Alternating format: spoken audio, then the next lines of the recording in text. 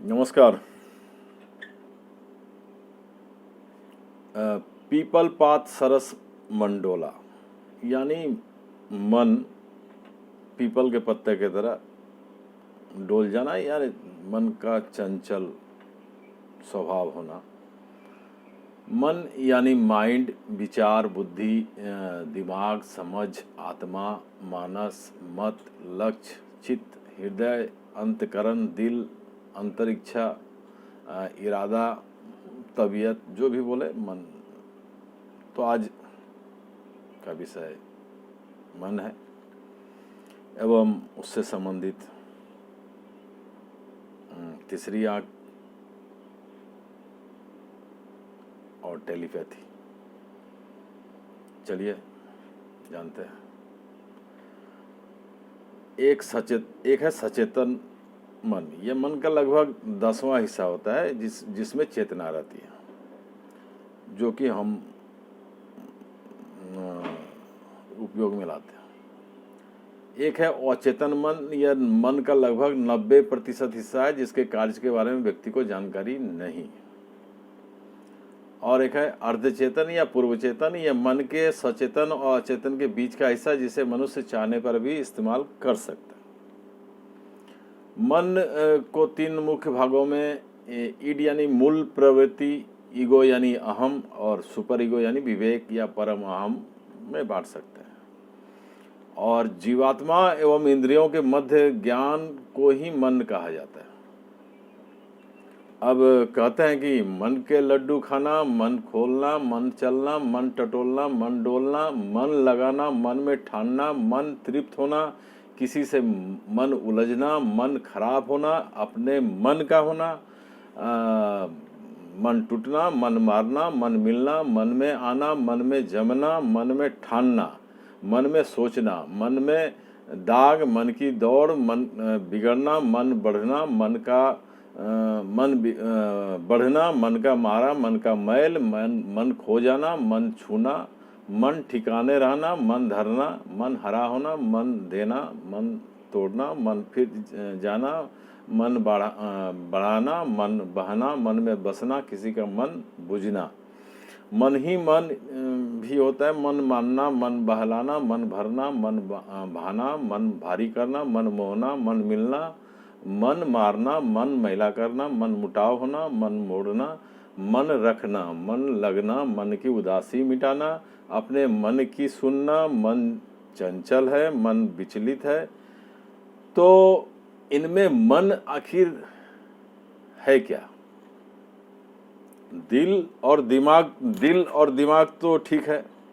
ये मन कहाँ से होता है और मन क्या है और है किधर? मन के तत्व या ग्रंथि का खोज करते हुए विज्ञान की सहायता से पश्चिमी देशों के वैज्ञानिकों ने शरीर को चिथड़ों में बदला कि मन कहाँ है, लेकिन मन को वो खोज नहीं पाए, फिर भी उसके अस्तित्व को नकार भी नहीं सके। अंतर्मन की खोज से संबंधित वैज्ञानिकों को ही पश्चिम के वैज्ञानिकों ने हिप्नोटिज्म, मेस्मेरिज्म या सम्मोहन भी नाम दिया। अब त्रिनेत्र, तीसरी आंख या छठी इंद्री, जो कि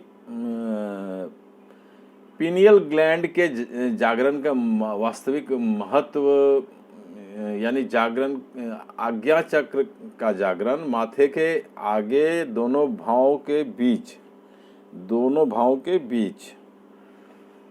आईब्रो के बीच में स्थित है।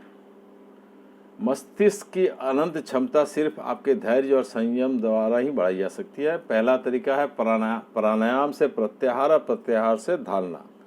मन स्थिर चित होना इसके लिए जरूरी है। एक ही दिशा में मन स्थिर चित हो, एक ही दिशा में गमन हो, अभ्यास से इंद्रियों में शक्ति का अनुभव हो।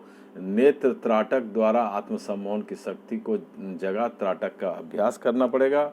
बिंदु शक्ति चक्र हो, क्रिस्टल बॉल हो, दीपक की लौ हो, चंद्रमा हो, तारा हो, सूर्य बारी बारी से सब कुछ के अभ्यास करके साधक के आंखों में अद्भुत सम्मोहन शक्ति जब आने लगती है और साधक को सम्मोहन के क्षेत्र में पूर्ण सफलता प्राप्त हो जाती है। तो दूसरा तरीका है शवासन, यानी शव की तरह सो जाना, शवासन में सो के ध्यान करना, लगातार अभ्यास करते रहना, योग्य निद्रा में जाना, खुद को निर्देश देकर कुछ भी करने की क्षमता। तीसरा तरीका है कि अंगूठे को आँखों के सीध में स्पाइरल यानी सम्मोहन चक्र, घड़ी के पेंडुलम को भी यदि आप टकटकी लगा के देखें, मोमबत्ती बल्ब को भी एकटक देखते हुए इसे साधना की जा सकती है और इसे प्राप्त किया जा सकता है। चौथा तरीका है कल्पना करके, इमेजिनेशन, मस्तिष्क की तरंगें चित्र देख के बुलाने का संदेश, दिमाग में तरंगें जो आ रही है उसे डिकोड करना। तो ये है तरीका। अब इसके मन के 3 अवस्थाएं होते हैं, जागृत, स्वप्न और सुषुप्ति। मस्तिष्क के न्यूरॉन्स की संरचना ब्रह्मांड की संरचना के तरह ही एक निश्चित फ्रीक्वेंसी की है, जो डिफॉल्ट है वही मन है। यूनिवर्सल फ्रीक्वेंसी में ब्रह्मांड की अपूर्णता, एंट्रोफी या डिसऑर्डरनेस निरंतर बढ़ रही है। यहाँ जो अपूर्णता है उसे ही मानव शरीर में मन कहते हैं। हमारे माइंड यानी मन के 3 अलग अलग प्रकार के होते हैं, कॉन्शस माइंड यानी चेतन मन, सब कॉन्शस माइंड यानी अवचेतन मन, और अनकॉन्शस माइंड यानी बेसुध या बेहोश मन। सबसे ज़्यादा पावरफुल सब कॉन्शियस माइंड का पूर्ण इस्तेमाल कोई नहीं कर पाया है। कॉन्शियस माइंड यानी चेतन मन दिनचर्या में जो हम लोग सूचित करते हैं, महसूस करते हैं, और लगभग माइंड द्वारा कुल 10 जिसका उपयोग 10% ही होता है। सब कॉन्शियस माइंड, अवचेतन मन, अपने लाइफ में हम जो भी करते हैं वो सब अवचेतन मन की वजह से ही करते हैं। अनकॉन्शियस माइंड यानी बेहोश एवं बेसुध मन, बेहोशी के समय अनकॉन्शियस माइंड की स्टेटस, माइंड की स्टेट जो उसी स्थिति में होती है। ब्रेन और माइंड, मस्तिष्क और मन दोनों एक नहीं है, दोनों अलग अलग बातें हैं। अब मन के 3 वृत्तियां होती है, मन, बुद्धि और चित्त। मन केवल इच्छा एवं संकल्प और बुद्धि निर्णय, चित्त मन की इच्छाओं पर चिंतन करता है, मन की धारणा से चित्त बनती है। अदृश्य रूप से मन, बुद्धि और आत्मा से इंसान का जीवन चलता है। मन की आंखें भी होती है, आदमी उससे देखता है।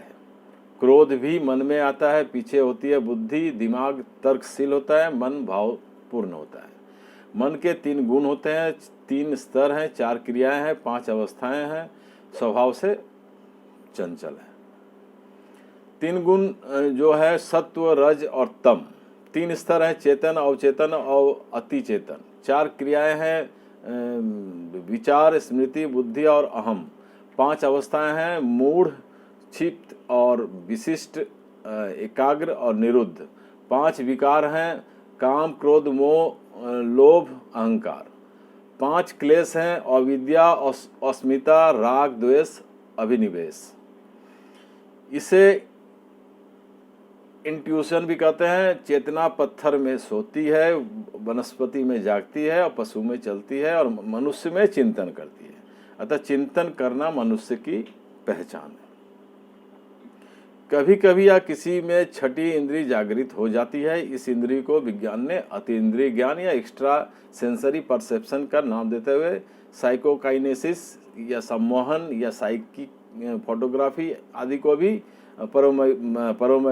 मनोवैज्ञानिकों ने अतीन्द्रिय शक्ति में इसे शामिल कर लिया। अब चलते हैं टेलीपैथी क्या है। टेलीपैथी इसका मतलब है कि बिना किसी आधार के, कोई वायर या वायरलेस भी कोई फ्रीक्वेंसी जो ना हो,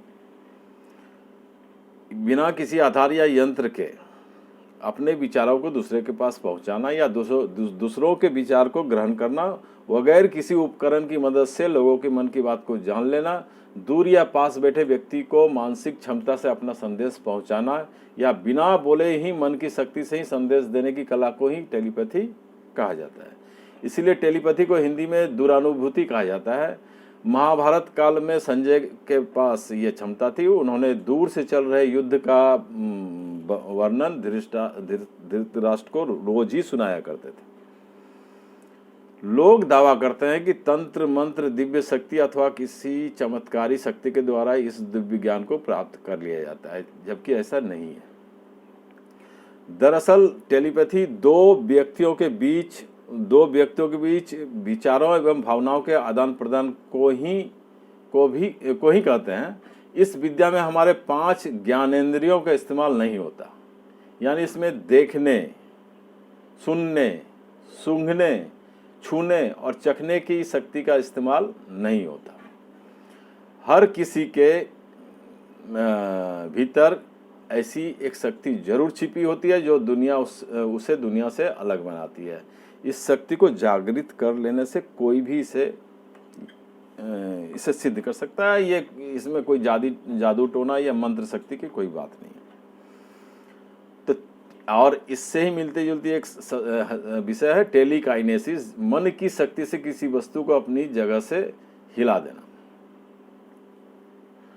टेलीपैथी जैसी क्षमता होती है, ये बात 100% सच है। कोई भी कर सकता है, इसके लिए किसी विशेष योग्यता की जरूरत नहीं है। मनुष्यों में मुख्य 5 ज्ञानेंद्रियां होती है। जब छठी इंद्रिय जागृत होती है तो हमें वर्तमान और भविष्य की घटनाओं का ज्ञान होने लगता है।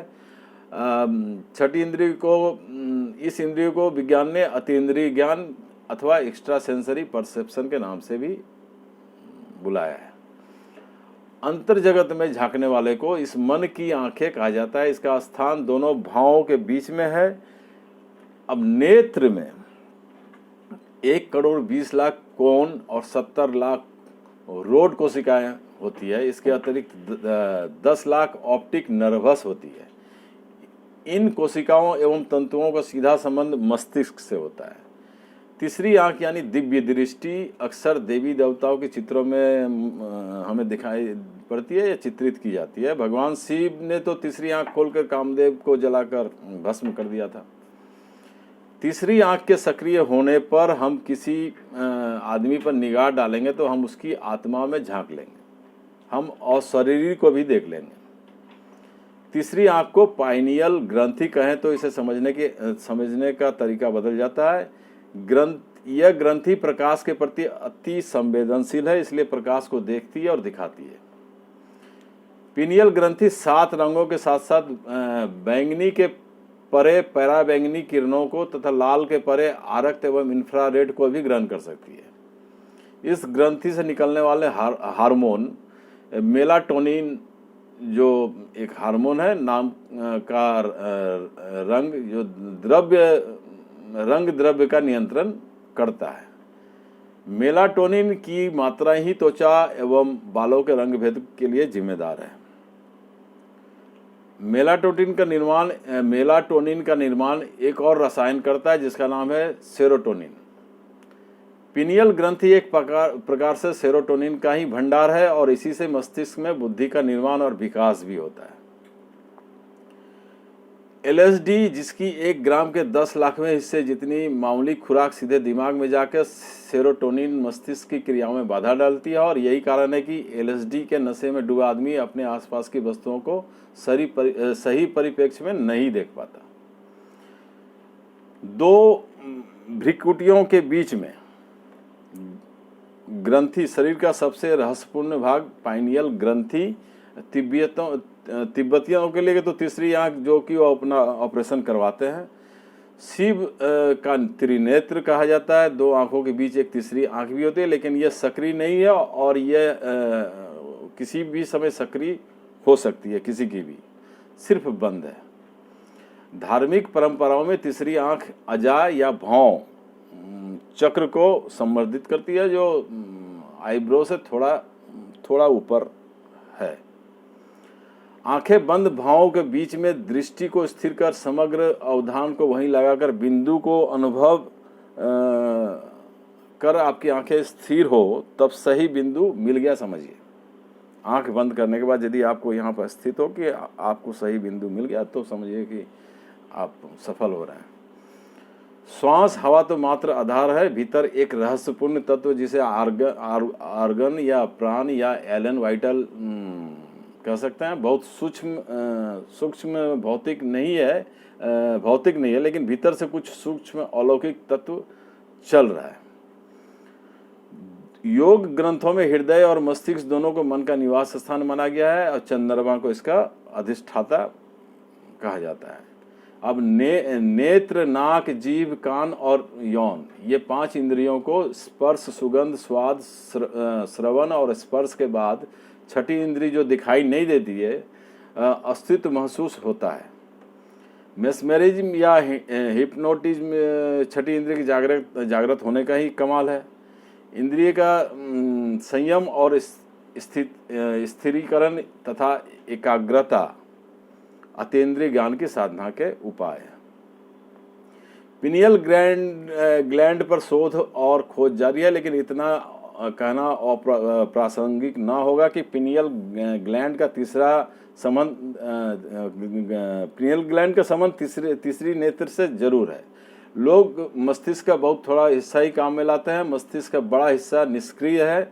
वैज्ञानिकों का कहना है कि इस बड़े हिस्से में क्या छिपा है यह बतलाना कठिन है, लेकिन परा विज्ञान कहता है कि ब्रह्मांड के तमाम गूढ़ रहस्य इसी बड़े हिस्से में छिपे हुए हैं और तीसरा नेत्र का संबंध इसी अज्ञात और रहस्यमय बड़े भाग से है।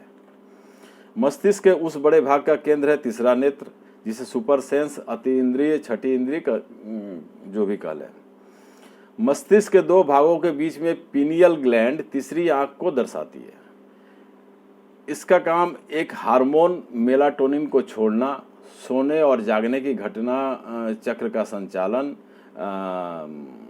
सभी के नियामक सत्ता मास्टर ग्लैंड में मुख्य पिनियल और पिट्यूटरी दोनों का परस्पर गहन संबंध है। स्रावित हार्मोन स्रावों से यह ग्रंथि लाइट सेंसिटिव है, इसलिए तीसरी आंख भी कहा जाता है। कोई भले भी अंधा हो जाए, लेकिन आपको लाइट का चमकना जरूर दिखाई पड़ेगा, जो इसी पिनियल ग्लैंड के कारण होता है। पिनियल मानव शरीर का एक सबसे छोटा घटक, 1/4 इंच लंबा एवं 100 मिलीग्राम भारी इतना छोटा अंग गर्दन और सिर के मिलन बिंदु पर मेरुदंड के ठीक ऊपर स्थित भूमध्य भाग में मस्तिष्क की दीवार से जुड़ी हुई है। जैसे आंखों में रॉड्स और कोन्स होते हैं, उसी तरह पिनियल ग्लैंड में भी होते हैं। मेलाटोनिन और सेरोटोनिन नामक 2 हार्मोन दोनों मस्तिष्क में पिनियल ग्रंथि द्वारा संचालित होते हैं, और मस्तिष्क में मेलाटोनिन हार्मोन का कम उत्पादन नींद की कमी का परिणाम दिखलाता है। सेरोटोनिन हार्मोन्स का निम्न स्तर अवसाद और चिंता का कारण बनता है। उक्त ग्रंथि यौन विकास के प्रारंभ को अपने नियंत्रण में रख बाद में यही कार्य पिट्यूटरी अपने जिम्मे ले लेती है। अब आप जो तिलक यहाँ लगाते हैं, तो आप अपने शरीर पर तिलक लगा लें, तो आप 24 घंटा आपका ध्यान यहीं जाएगा। एक क्षण ऐसा आएगा कि आप पूरे शरीर को भूल जाएंगे, सिर्फ तिलक को याद रखेंगे। और जब ये क्षमता आने लगे तो आप उसी दिन तीसरी आंख खोलने में अपनी आप समर्थ होने लगेंगे। इसे जागृत होने को ही कहते हैं। अब व्यक्ति के पास ये कहा जाता है कि दिव्य नेत्र है। गति ऊर्जा का स्वभाव है। जब ऊर्जा 2 आंखों से वंचित कर दी जाती है, ऊर्जा अपने स्वभाव के अनुसार नए मार्ग ढूंढने में लग जाती है। तीसरा नेत्र निकट ही है, दोनों भ्रिकुटियों के बीच आधा इंच अंदर है, ऊर्जा के लिए निकटतम बिंदु माना जाता है। तो मन, त्रिनेत्र, टेलीपैथी, निरंतर आप टेलीपैथी अभ्यास करके अपने मन को अपने काबू में कर कोई भी इसमें सफल हो सकता है और दिव्य शक्ति प्राप्त कर सकता है। इसमें कुछ भी असंभव नहीं है, इसमें कुछ जादू टोना मंत्र कुछ नहीं है। निरंतर अभ्यास और खुद आप इसे आजमा सकते हैं, कर सकते हैं। आज इतना ही, फिर मिलते हैं नए विषय पर। मैं सुबोध कुमार मिश्रा, नमस्कार, शुभ रात्रि।